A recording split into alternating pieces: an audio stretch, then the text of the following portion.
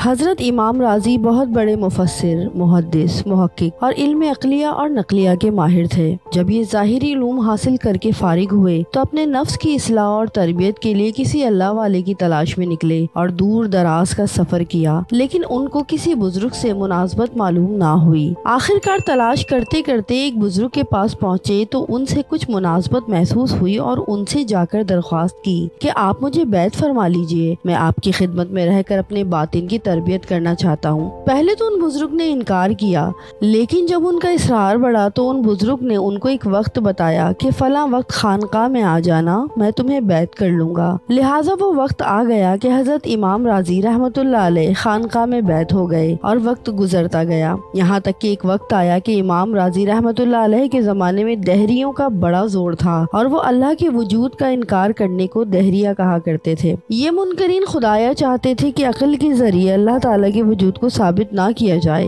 امام راضی کے پاس اللہ تعالیٰ کے وجود کو عقل سے ثابت کرنے کے 100 دلائل موجود تھے۔ جب کسی دہریہ سے مناظرہ فرماتے تو 10-15 دلائل کے ذریعے ہی وہ دہریے گھائل ہو جاتے تھے، یعنی کہ ان کو شکست دے دیا کرتے تھے۔ اتفاق سے امام راضی کی پیر کی زندگی میں ہی امام راضی رحمۃ اللہ علیہ کے انتقال کا وقت قریب آ گیا۔ انتقال کے وقت شیطان امام راضی رحمۃ اللہ علیہ کے سرانے آ کے بیٹھ گیا۔ شیطان نے آ کر امام راضی سے کہا کہ یہ بتاؤ کہ اللہ کا وجود ہے یا نہیں؟ امام راضی نے فرمایا کہ کیوں نہیں، وجود تو ہے ہی۔ شیطان نے کہا تمہارے پاس کیا دلیل ہے؟ امام راضی نے ایک عقلی دلیل پیش کی، شیطان نے اس دلیل کو توڑ دیا۔ امام راضی نے دوسری دلیل دی، شیطان نے اس کو بھی توڑ دیا۔ اس طرح امام راضی نے 10 دلیلیں دیں، شیطان نے سب کو توڑ دیا۔ اب امام راضی دلائل پر دلائل دیتے جا رہے ہیں اور شیطان سب کو توڑتا جا رہا ہے۔ جب 70 دلیلیں پیش کی اور شیطان نے ان سب کو توڑ دیا تو اب امام راضی کو بڑی فکر اور تشویش ہوئی کہ یہ کون شخص ہے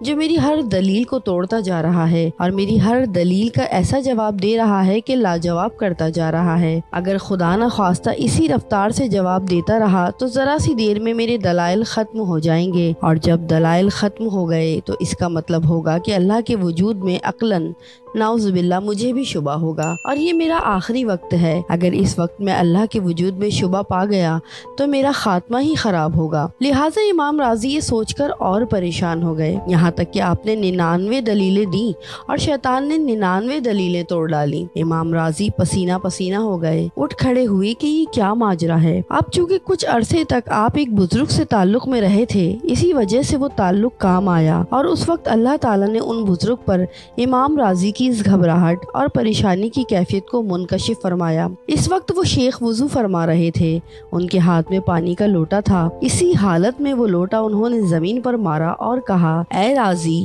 یوں کیوں نہیں کہہ دیتا کہ میں اللہ کو بغیر کسی دلیل عقلی کے مانتا ہوں؟ اللہ تعالیٰ نے اس بزرگ کے یہ الفاظ امام راضی کے کان میں پہنچا دیے۔ جب ان بزرگ کی آواز امام راضی رحمۃ اللہ علیہ کے کان میں آئی کہ اے راضی، یوں کیوں نہیں کہتا کہ میں اللہ کو بغیر کسی دلیل عقلی کے مانتا ہوں، امام راضی نے فوراً یہ الفاظ اپنی زبان سے کہہ دیے۔ بس یہ کہنا تھا کہ شیطان فوراً وہاں سے اٹھ کر بھاگ گیا، اس لیے کہ اس دلیل کا کوئی جواب نہیں تھا جس کو وہ توڑتا۔ اس دلیل کو کوئی توڑ ہی نہیں سکتا۔ میں بلا دلیل اللہ کو مانتا ہوں، آخرت کو مانتا ہوں، جنت اور دوزخ کو مانتا ہوں۔ بس یہ الفاظ کہے اور اس کے بعد امام راضی رحمۃ اللہ علیہ کا انتقال ہو گیا، اور نیک تعلق کی برکت سے اللہ تعالیٰ کا فضل ہوا کہ ان کا خاتمہ ایمان پر ہوا۔